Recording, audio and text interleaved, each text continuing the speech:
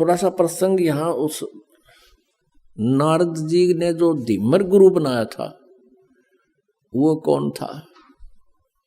वो एक पुण्य आत्मा थी, किसी समय परमेश्वर कबीर जी की शरण में रहे थे, लेकिन हम कुछ दिनों के बाद इस काल के ज्ञान के ऊपर फिर दोबारा टिक जाते हैं, भगवान की भक्ति त्याग देते हैं।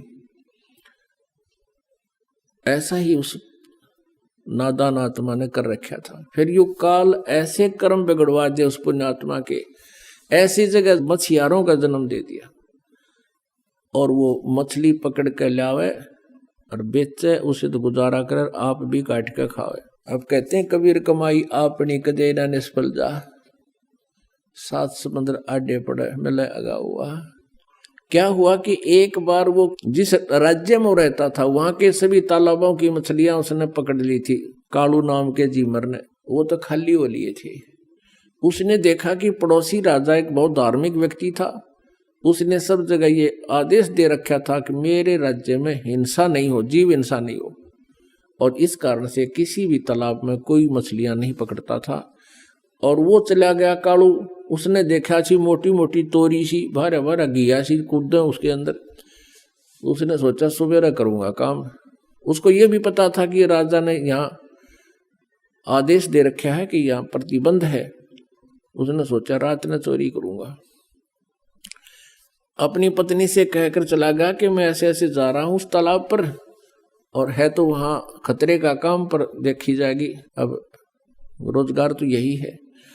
अब वो पहुंच गया वहां तालाब पर। तालाब के आसपास झाड़ बोझड़े भी होते हैं। उसने जाल डाला था सुबह सुबह, वो सुबह का टाइम हो गया 4 बजे, गर्मियों के दिन थे, थोड़े थोड़े, थोड़ी सी सर्दी सी भी थी, इस तरह टाइप का मौसम था।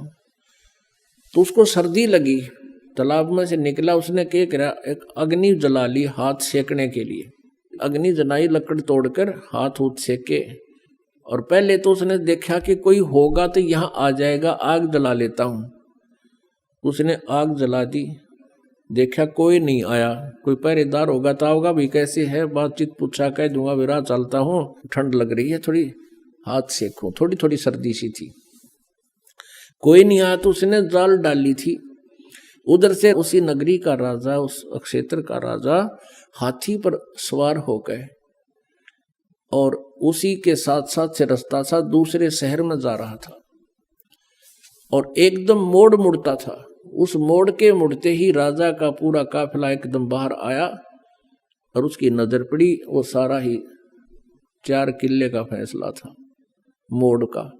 एकदम घबरा गया वो कालू जीमर कि भैया तो बात बिगड़ेगी, राजा आ गया, राज तेरी सजाए मौत होगी, तेने कानून तोड़ दिया। वो डर गया। उसने क्या कर रखा था, एक लंगोट पहन रखा था शरीर पर, बस पानी में बढ़ने की तैयारी थी। तो उसने, और ऊपर बड़े बड़े बाल थे, दाढ़ी थी।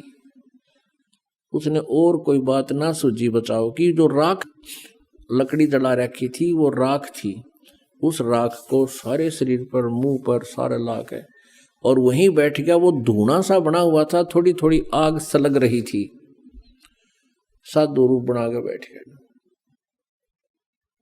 वो राजा था धार्मिक, उसने देखा महात्मा बैठा है, वहीं काफिला रखवा लिया। अकरों को हाथी से नीचे उतारो, अंबारी वो लगा दी पड़ी थी, वो नीचे उतार दिया, और वो आंखें खोल के देखा कि ले भाई मर गया आज तो तुम, आधी आधी खोल और फिर बंद कर लेगा, आज मर गया, भी तो आ गया तेरी तरफ। उसने सोचा और कोई चारा भी नहीं है, अगर बच गया तो इससे मुद्रा में बच गया। राजा ने आवाज लगाई, प्रणाम किया, राम राम बोलिया। वो कड़ा बोला, बोलते पिछने पहचाना जाओ, कति मौन धारण कर गया। अब राजा ने सोची वे साधु संत अपनी भक्ति करते हैं, इनको गणा छेड़ा छाड़ी नहीं करनी चाहिए। 5 असरफी सोने की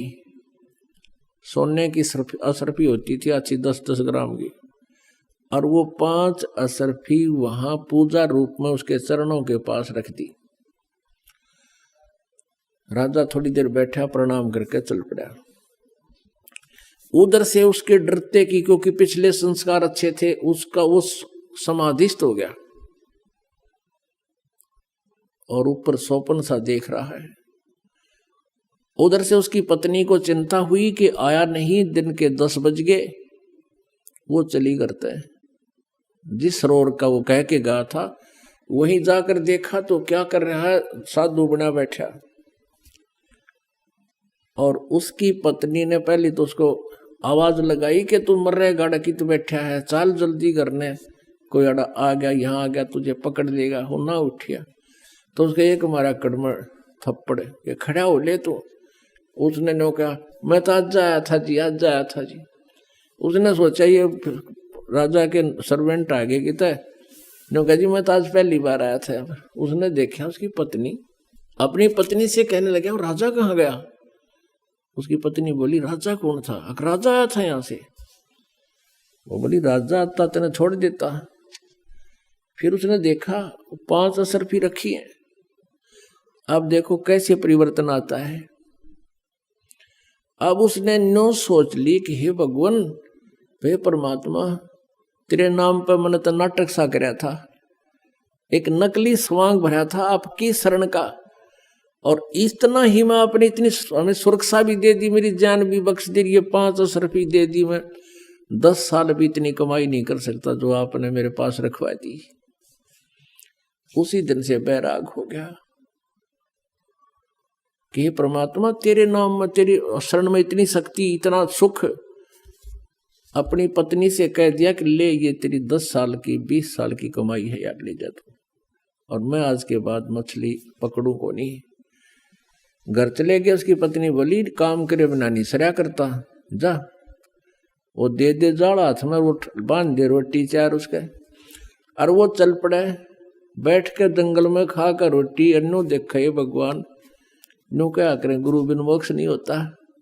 हे परमात्मा, गुरु बिन मोक्ष नहीं होता। कोई संत मिले, संतों के पास जावे, उनसे पूछा ताछी करे। तो फिर एक दिन परमेश्वर कहते हैं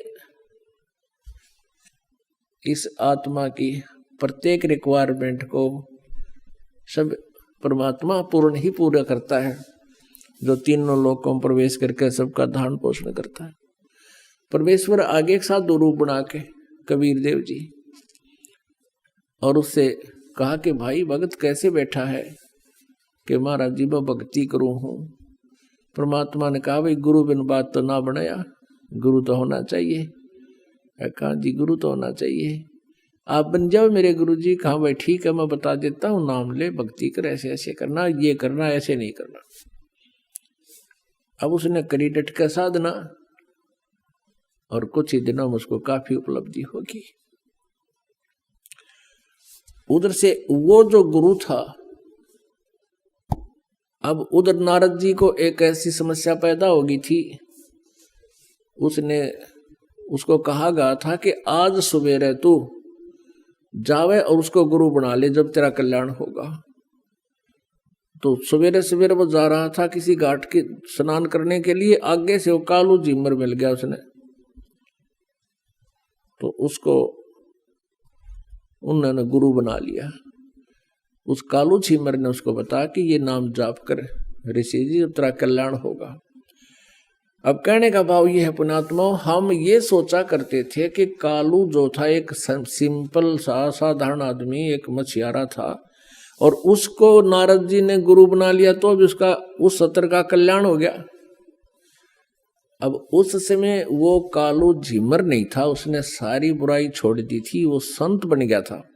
लेकिन हम फिर भी वो फीत उतारते नहीं